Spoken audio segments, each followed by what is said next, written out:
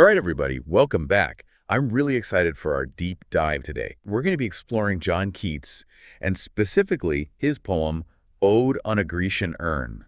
A great choice. I love this poem. It's packed with such powerful imagery. It really is. And we're going to focus in on one image in particular, those silent musicians frozen in time on the urn. They really capture the imagination, don't they? Absolutely. Keats does an incredible job of painting this really vivid picture. These musicians gathered under the trees playing their instruments, but everything is just frozen, caught in this perfect moment. The leaves on the trees never fall, the melody never ends. It's like a snapshot of pure creativity. It's like stepping into another world, right? But here's what I find so fascinating. Keats actually describes these unheard melodies as being sweeter than any we could actually hear. It's like a paradox, almost. How can something silent be more powerful than something we can actually experience with our senses? It's a really interesting idea, isn't it? But I think that's where the real magic lies, that silence, that stillness. It actually invites us to become part of the scene. It's like he's leaving space for us to fill in the blanks. Exactly. The urn, with its silent musicians, becomes this sort of mirror reflecting our own imaginations.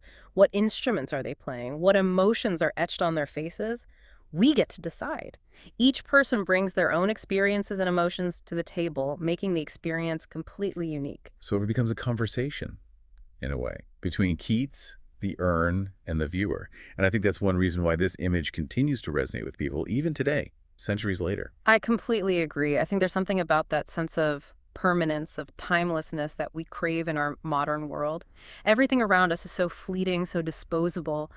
But these musicians, they exist outside of time. Their music might be silent, but it speaks to something deep within us, something that transcends trends and technology. It's like an antidote to our swipe left culture, isn't it? That constant bombardment of information and noise. Exactly. And if you look closer at the imagery, you'll find even more to appreciate. The musicians playing beneath the canopy of trees, that evokes a sense of peace, a connection to nature. It's like a visual reminder to slow down, to breathe, to appreciate the simple beauty around us, something we often forget in our busy lives. I know, I need that reminder sometimes. It's easy to get caught up in the hustle and bustle. Absolutely. Yeah. And there's another layer to this image that I find really intriguing.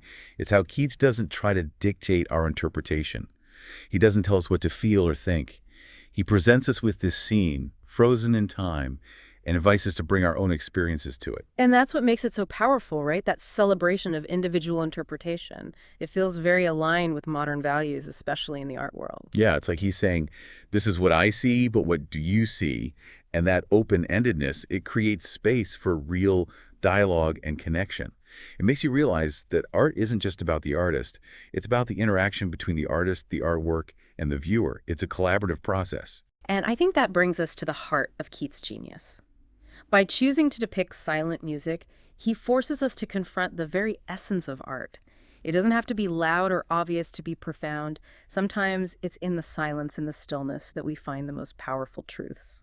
That's such a thought-provoking idea. It's like he's saying that true beauty doesn't shout, it whispers. And those whispers, they can be incredibly powerful, even more so than a deafening roar, because they invite us to lean in, to listen closely, to really engage with what's in front of us. So as we wrap up our deep dive into the silent musicians of Keats' Ode on a Grecian Urn, what can we take away from this exploration? What does it mean for us in our everyday lives? I think it's a reminder to pay attention to the silent symphonies that exist all around us, those moments of beauty and inspiration that transcend the everyday noise and chaos. Like the way light filters through the leaves on a tree, or the feeling of sand between your toes, or the quiet joy of connecting with someone you love. Exactly. Those experiences, just like the musicians on that urn, offer a glimpse into something eternal, something timeless. It makes you wonder, doesn't it?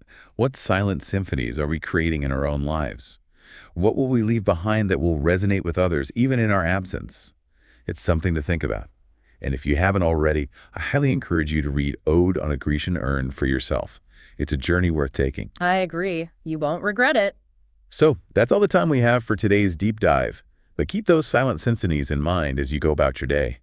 You might be surprised by the beauty you discover when you start listening a little closer. Thanks for having me. Until next time.